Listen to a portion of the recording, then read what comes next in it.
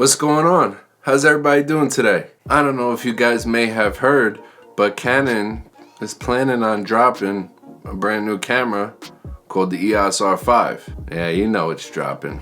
You heard about it. You've seen the pictures. It's coming. It's real. It's a lot realer than the A7S III is. I'll tell you that. Feeling pretty good about this Canon switch. I'll tell you that right now. Future is looking mighty bright.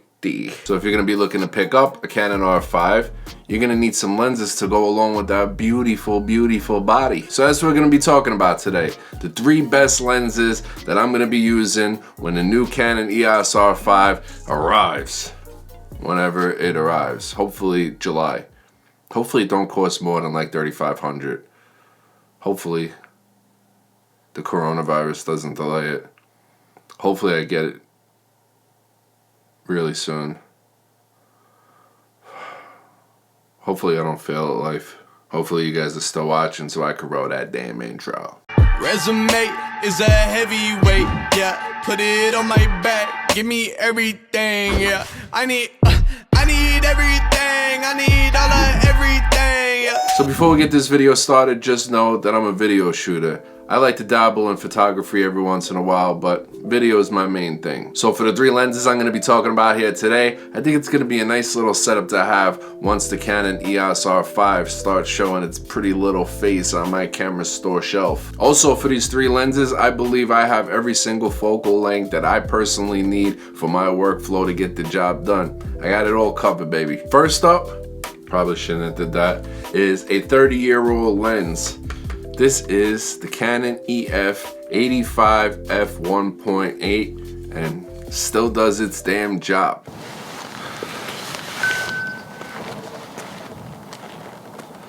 Alright, so this is the 85 f1.8 and we are wide open at f1.8, and I had to use aperture priority because I forgot my step-up ring in order to be able to use my NDs with this lens. But just to give you a visual of what we're looking at here right now, I'm about probably 7 feet from the camera. Great lens in low light, super shallow depth of field, great blurry background, really isolates your subject. It's not a lens that I use often, but that's why I don't buy the more expensive RF version. It was worth the $350. Actually, I bought this one used for around $250, and it's great just to have sitting on your shelf whenever you need it.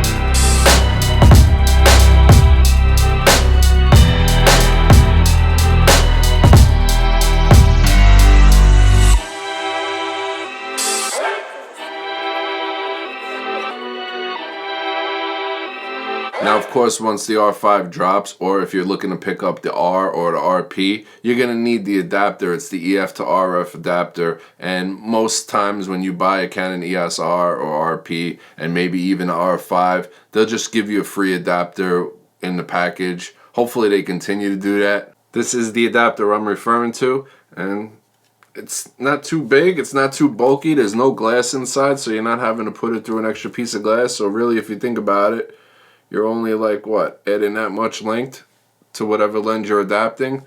I'd say that's pretty damn good. Next up is another EF lens, and I am talking about the wonderful EF 24 f1.4. I love this lens. At f1.4 you get a super shallow depth of field, real blurry background. I don't understand. Tony screws up one video that just has the ugliest, blurriest background of all time, and now all of a sudden it's not cool to have a blurry background. I like a shallow depth of field. Image quality looks great. Loving this lens. And at 24, it's still a good focal length for vlogging. I really enjoy vlogging with this lens. So here is the 24 f1.4, and as you can see, you get a super shallow depth of field, beautiful blurry background, nice separation between your subject and your background. Only way I really could see myself replacing this lens is if they drop an RF version, and hopefully it has image stabilization. But even with the digital IS on the Canon EOS R, as you can see, it's pretty decent, man. That digital IS really works pretty well on the Canon EOS R, and I'm sure once they add the IBIS with the R5 mixed with the digital IS, a lens like this is going to perform great for vlogging. Now, I really wouldn't recommend this lens if you're vlogging with more than just yourself, if you have other people that are walking around with you or something along those lines, because number one, at f1.4, it's going to be hard to get two people in focus at the same time unless they're like head to head right next to each other like lovebirds. And also, it's not super wide, but I don't mind a tighter field of view. This is about as tight as I would go for vlogging, but I kind of like this. I'm a fan of the way that this looks, and I'm definitely going to keep using this lens in my arsenal. This is a little step up ring I have on this lens because I have 82mm filters and this is a 77mm thread, so I just step it up. Once that R5 drops, everybody else gonna have to step it up. And at f1.4, I feel really good bringing this into a low light situation and knowing that it's gonna get the job done. All right, so as you can see here, we are in a very poorly lit situation. It's like 9:30 at night. I'm on my back porch and the only light that's coming out towards me is the light from inside my dining room, and I'm not adding any type of noise reduction to this footage either. We are at ISO 12,800 at f1.4 and image looks pretty clean to me. And the last lens that I want to talk about is the one that we're using right now to film this video, and that is the Canon RF 15-35 f2.8 image stabilized. This is probably my favorite lens that I've ever personally owned. It's super versatile, it works great, the image stabilization is amazing. Let's take a look at it. I love this lens, it's so versatile. This is like if I had to choose one lens to come with me on a trip and I couldn't choose anything else, it'd be this bad boy right here, just because of everything that's capable of doing. So I barely have to extend my arm. Beautiful wide field of view. You can see everything from the nipples up. Can't really beat this when it comes to vlogging. This is definitely the best vlogging lens that Canon has ever released, in my personal opinion. But I think at this price point, they could have got it down to f2 just to give us a little bit more shallow depth of field, but you still get some nice separation between your foreground and your background. And it's f2.8 all the way through. So right now we're at 35, still at f2.8, and as you can see, the more you zoom in, for those of you that don't know, the more of a zoom your lens has, the more shallow depth of field you're gonna get, the more background blur you're gonna get. So when you see a lens that has like a 200 or 300 millimeter focal length and it's at f4, don't think that everything's going to be in focus. Everything is going to be super blown out behind you. Image stabilization works great. I'm walking normal speed right now, and this EOS-R don't have no type of IBIS in-body image stabilization. It's all digital and it works great when paired with this lens, and it's going to be amazing when paired with the Canon R5's IBIS plus EIS plus the lens stabilization. This is one of those lenses that you buy and keep with you for life, or unless you just switch over to a different camera company. One of the other things I really like about the RF glass is that they all come with a control ring. So right now I have mine set to my ISO.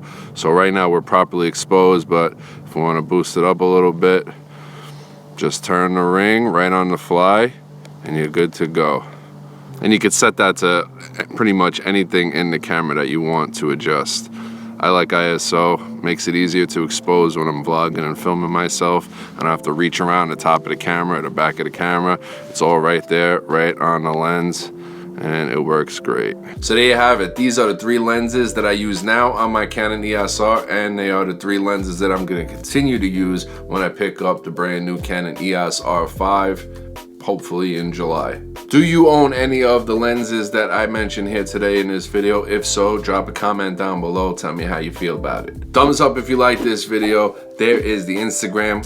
Get your butt over there and follow it. If you are not yet subscribed, please do so. I'd appreciate it highly. And make sure you click that bell button so that YouTube can notify you when I upload a video, because they ain't doing a great job of it. Oh! Alright, my people. I hope you enjoyed this video. I hope you enjoy your day. I hope you enjoy your night. And I really hope you enjoy tomorrow morning. Salute. Resume is a heavyweight, yeah. Put it on my back, give me everything, yeah. I need everything, I need all of everything, yeah.